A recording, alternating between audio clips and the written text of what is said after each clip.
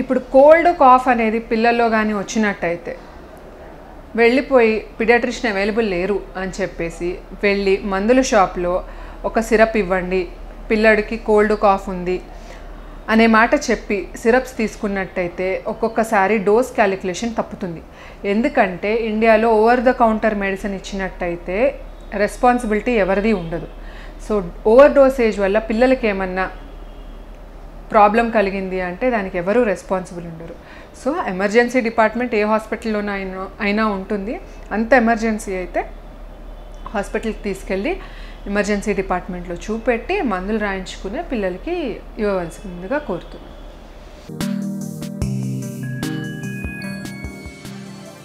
అద్భుతమైన ఆరోగ్య వీడియోల కోసం 3TV హెల్త్ ఛానల్ ని లైక్ చేయండి, కామెంట్ చేయండి, సబ్స్క్రైబ్ చేయండి, అలాగే షేర్ చేయండి.